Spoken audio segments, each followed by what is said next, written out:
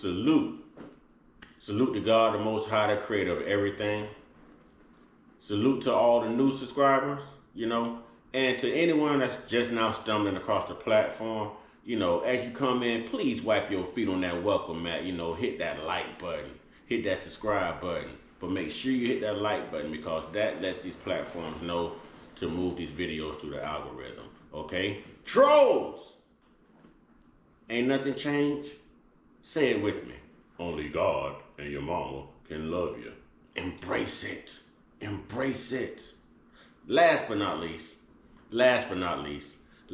certainly not least, is how I get my energy up to do the videos. Y'all bear with me. Put your ones up. Put your ones up. Wait for it. Wait for it. Wait for it. Y'all know what time it is. Start playing. One time. Yeah. I say one time. Yeah. I say one time for the Uncut Squad, baby. One time for the Gifted Family. One time for Big Bro's Corner. One time for Big Bro's Backup. One time for God, the Most High, the real MVP, the Savior, y'all. And 2 salutes to the G-O-D. Here we go. So your friends don't look at you the same, huh? They don't really want much to do with you no more, huh? They say you've changed. They say you talk different. They say you walk different. They say you think different. They say you act different. They say you are different. You know why? Because you found God. You found joy. You found the very thing you needed in this life to survive. And now your past wants to catch up with your present and become part of your future. But God has already showed you your purpose and your calling. And you've adhered to that. Now everything else that was related to your past, you no longer want anything to do with. It doesn't matter to you. It doesn't mean as much to you as it did at one point when you were caught up in the world, walking in the flesh. Right? Somebody say one time if you hear me. One time. See, there's a difference between changing your life, walking that walk, talking that talk, and being led by the Spirit than when it was you was out there in the world walking amongst other sheep just as lost, needing shepherds and needing leadership and needing guidance, needing someone to hold you by your hand to guide you, whether it was in the right direction or the wrong direction, you accepted the guidance. But them friends don't look at you the same. The people who knew you before your change say this can't be you because this is how he is. This is how she was. Baby, tell him it's God, because this is me now. This is me now. See, I can't help that you got left behind. Sometimes the very things you hold on to in life that you hold dearly and you think that you love, be the very thing that holds you down and holds you back from your natural calling. Excuse me. It becomes the main thing to hold you back from your growth, your elevation. Sometimes it's the main thing to hold you back from your understanding. Yeah, let those words resonate. But when you let go and you let God, so many other doors start to open and so many other things start to make sense that couldn't make sense then. Just like they can't make sense how you can stand on something now. But when you was of the world, you had no time for it. It's not because you got tired. No, it's not because you got tired. No, it's not because you got tired. It's because God's power is overwhelming. His calling, his protection for your life, his manifestations, his divine will is something that no man can fight. Nobody. Think about it. Satan used to be an angel, y'all. He was God's right-hand man at one point. And even he couldn't stand up to God. And what did God do when he tried to stand up to him?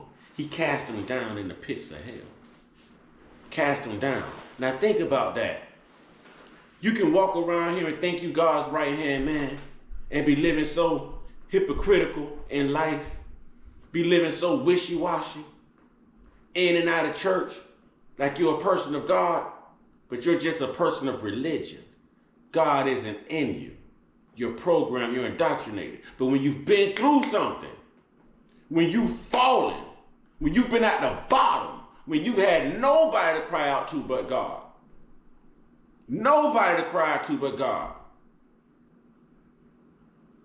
it's self-proven. There's a whole different joy. It's a whole different deliverance. It's a whole different walk, a whole different talk. It's a whole different ball game. It's a whole different ball game. Whole different ball game. And it's important that somebody hears this because there's a difference. So who cares what people think? Who cares what people think about you? Who cares what people say? Who? Who are you doing it for? They don't matter. Because if they knew like I know, if they knew like you knew, they'd be doing the same thing we're doing. They'd be doing the same thing we're doing. Cleaning up that walk, cleaning up that temple, cleaning up that life, cleaning up that salvation, and adding restoration to it. But y'all don't hear me though. Y'all don't hear me. See, I got to get on here and talk about drama to get views. I can't get on here and really talk to you motivationally, inspirationally, and spiritually. I can't get on here and talk to you about God and change. Oh, it goes nowhere. It goes nowhere. It's got to be about drama. There comes a point in time and there comes a point in life where even drama will cause you to run to God. Let me say that one more time. There comes a point in time and a point in life to where even drama can cause you to run to God. Oh yeah. See, people don't run to God when they're happy. They don't run to God when they got everything going good for them. They don't run to God when they're already successful. They don't run to God when they've already got the answers. No. No. See, we choose to run to God when times get rough, when we can't take it no more, when we've fallen and we've hit rock bottom and you have nobody you can call. We wait until you don't even love yourself for God to pull you back in and teach you that self-worth, that self-love. It doesn't matter what people think about the old you, because your mind is reformed. Your heart is reshaped. Your salvation is restored. Your faith is accounted for, is proven. What do you have to prove? Don't worry about what others think about you. Your direct focus should be on aligning yourself with God and walking with God. Getting you right. Getting you right. Who cares what they got going on? See, you're not of that no more. I'm not going out here partying with you. I'm not laying with all these different women. I'm not putting myself in these environments that God said I shouldn't be. I'm not going to listen to this music because it's poison to me. I'm not going to watch this movie because there's something in it that I shouldn't see.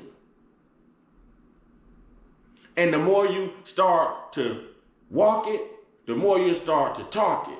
And the more you start to give it, the more you start to live it. See, this is how I don't understand how people mess up in the spiritual world. I can understand how you mess up in the religious world.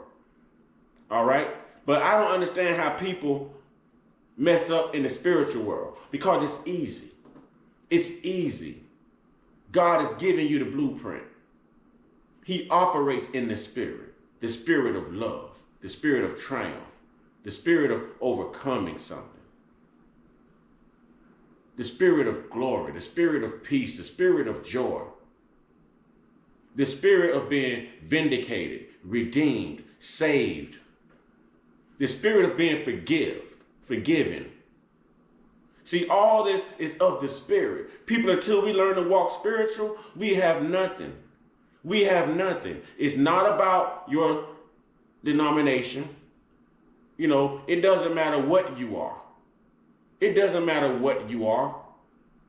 Christian. You know, it don't matter. Lutheran, Mormon. It don't matter. Spirituality. Spirituality, people. Spirituality, because everything else is man-made. But you can't make God's spirit. You can't mimic God's spirit. You can't recreate God's spirit. You can't clone God's spirit. You either have it or you don't. And if you don't have it, then there's something that you're doing that's blocking God from even speaking to you as clearly as he used to. And if he never spoke to you, then there's something that you never did in order to even draw the conversation or the love from God. See, this is about cleaning up your act. This is about reclaiming your salvation. This is about you knowing who you are and your purpose in your walk, your journey, your faith. Who cares what other people think? Who cares what other people say? See, you're never going to get it all the way right. Just never get it all the way wrong. God isn't expecting us to be perfect. He's just expecting us to be loving and obedient. Loving and obedient. With that being said, continue to walk your walk. Continue to talk your talk. Continue to live it how you give it. Continue to pray and stay meditated up and blessed up and protected. Align yourself with God. Allow God to channel through you and use you for a vessel, to take you places that you've never been, to reach heights that you thought was just basically unachievable. Yes, yes, yes. The blessings are immeasurable. Immeasurable. Sometimes when you walk away from things that you think or you thought that you loved was in your best interest, you'll find out they was never in your best interest. There was something about you that they saw that they can exploit and use for self-gain. But when God break that yoke and pull you away and show you who you really are, and you learn to move, walk, talk, and live in the spirit that he's blessed you with, that's power. That is a gift. And it's something that we should be honored to have from the Most High, because we don't deserve it. We don't deserve it. Your old life should never have a vacancy in your new life. It should never have a par. It should never even have a room to sleep in if it wanted to come spend the night. The old you can't come spend the night with the new you. Light can't fellowship with dark. See, the lights are on now. The lights are on now. You're shining. And you got to continue to shine. Nobody ever said it's going to be easy. And people are going to always ridicule you. They're going to critique you. That lets you know you're doing something right. That's why I say embrace the trolls. The trolls will let you know you're doing something right. If you are struggling, if you are sick, if you are hurting, in pain, if you are unemployed, if you're struggling financially,